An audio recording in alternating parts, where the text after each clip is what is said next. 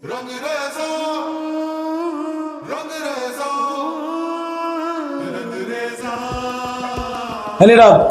তাহলে দেখে শুনে রাখ, দোকানে কিন্তু টাকা রয়েছে, মাল আসবে বিকালে।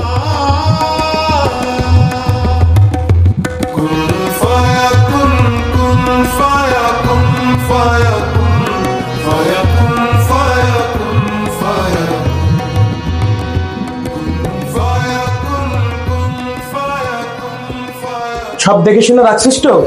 আজকে কিন্তু মাল ঢুকবে, মাল প্রায় ঢুকে গেছে। 1,20,000 টাকা ক্যাশে রাখছিলাম। হ্যাঁ সাবিত, আমরা তো সবকিছু ঠিকঠাকই রাখছি। তুই যদি সবকিছু ঠিকঠাকই রাখিস তাহলে আমার 1,20,000 টাকা গেল কোথায়? কি বলছিস সাবিত?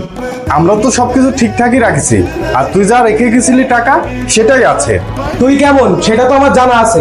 আজ 5 বছর তোর সাথে ব্যবসা করছি, টাকা যদি তুই না নিস টাকা এখান থেকে কে নেবে? বন্ধু তুই বিশ্বাস কর, টাকাটা আমি নেইনি। এই জন্য আমার এক বন্ধু বলছিল শেয়ারে ব্যবসা করতে নেই। তোর সাথে আজকে শেয়ারে ব্যবসা করে আমার সবকিছু ধুলির সাথে হয়ে যাচ্ছে। দোকানের টাকা আমি নেইনি, যেমন টাকা থুয়ে গেছিলি তেমনই আছে। আমি আর তুই শেয়ারে ব্যবসা করি, ওই টাকাতে আমি কিভাবে পার্সোনাল ভাবে খরচ করতে পারি? তুই শুধু শুধু আমাকে দোষারোপ করছিস।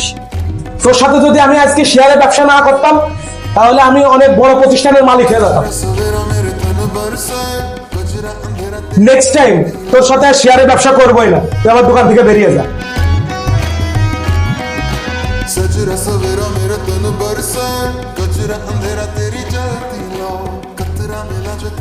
ভাই দাঁড়ান, আপনি কোথায় যাচ্ছেন? ভাই আপনার কোথাও ভুল হচ্ছে, আপনি কাকে দোষারোপ করছেন? হ্যাঁ, তাহলে আমার টাকাটা নিল কে?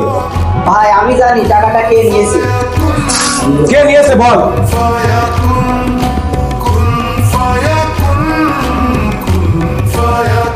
صدق الله العلي العظيم